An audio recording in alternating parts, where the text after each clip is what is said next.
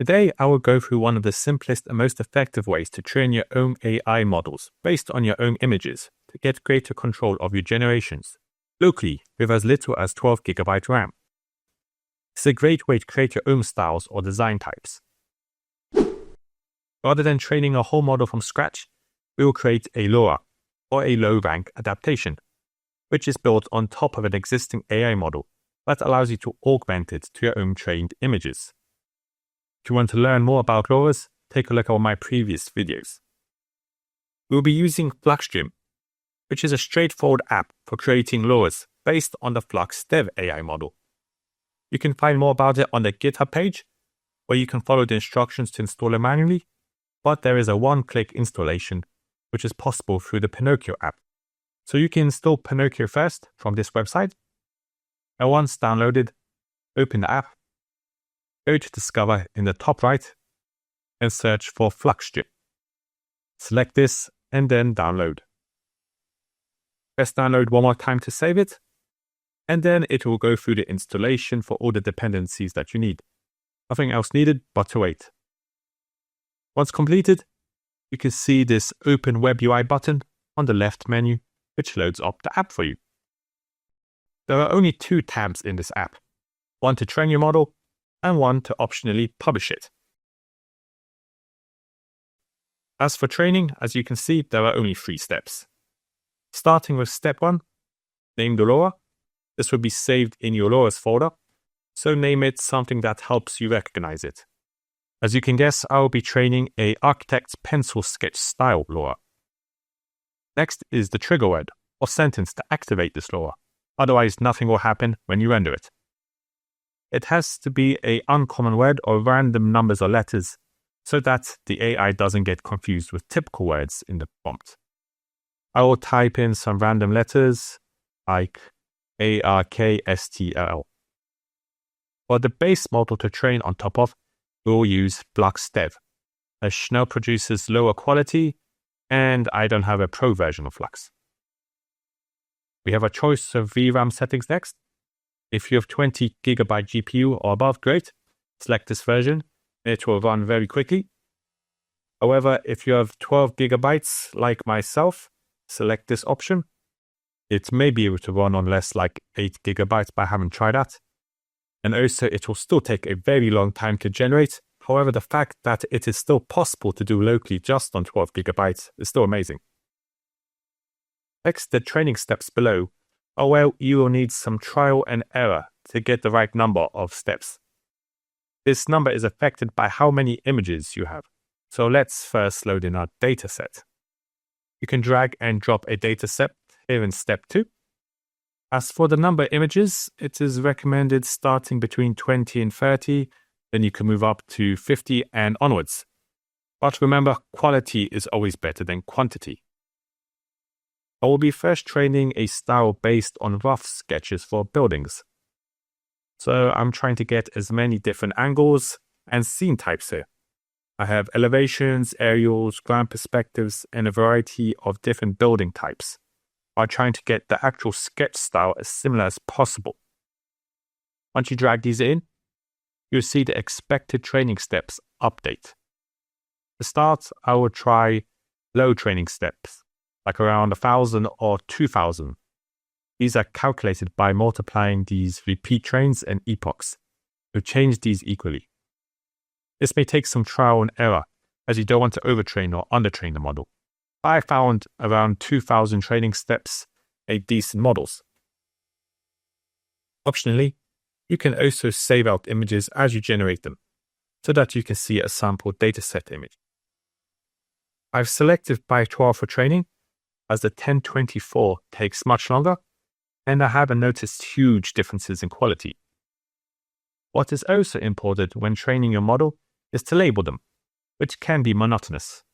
However, there is a very handy button here, which lets the AI do the work for us. It goes through all the images one by one, and I just recommend you go through these, making sure they make sense, or you can add some words to improve them. Here you can see that the images start with a trigger word that I created, and most begin with a black and white drawing or sketch. So when we generate our own images using these phrases and trigger words together, it will provide the best results. At the very bottom, you can expand to see advanced options. For the most part, you can leave these as default if you're starting out, but you can read more in the documentation about the guidance scales and learning rates and how it affects the training. It could also be useful to change how often the epochs save. This means that you can always select a LoRA which is saved at a different stage as it trains. All that is left to do is press Start Training here in step 3. The training log at the bottom will start and it will update you with the progress. On my laptop using a RTX 3500 12GB GPU, this took several hours. But how long it takes depends on your computer specs and training steps. After coming back, hopefully you should see this pop up saying training complete. If you're using Pinokio, this will save in your LoRA folder under models. You can find the safe tensor file. It is a 4 and 8 epoch version, since I selected to save incrementally at 4 epochs. And then there is a text document reminding you of what your trigger word is, just in case you forget. With that, you're ready to test this out. So you can head over to comfyui and load up a typical Flux LoRA workflow. You can find this workflow in the links below or watch my previous video on how to do this. What you will find is that I do have the Flux Dev and match clips all loaded in with this Power LoRA loader.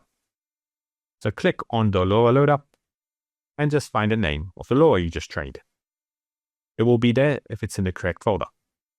I'll select this fully trained safe tensor file. If you've forgotten the prompt already, you can open up that README again.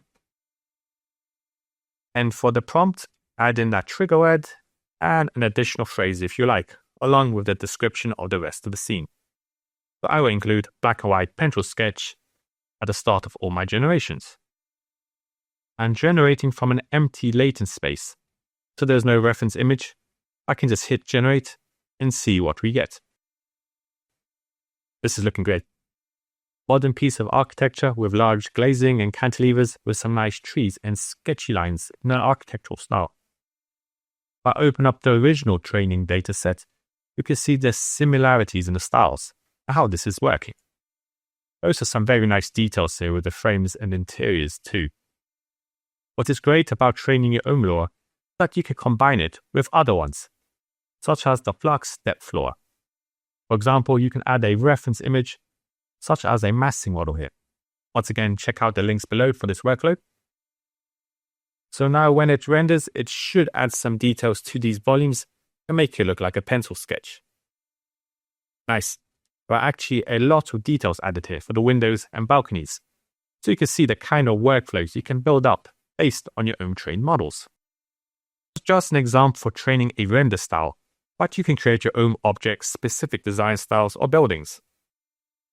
Just to show you, I have gathered a dataset of curvy organic terraces and balconies with lots of trees and vegetation in a CGI style.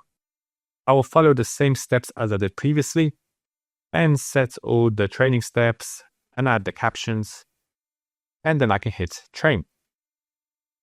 After a few hours, I have a green terraces LoRA generated here in my folder. If I open up the README, you can see the trigger word I used was DINTIX.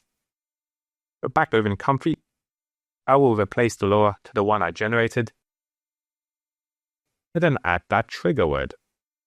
I will also create a scene similar to the trained images, so there will be an aerial photo of a master plan with lots of green balconies and nature.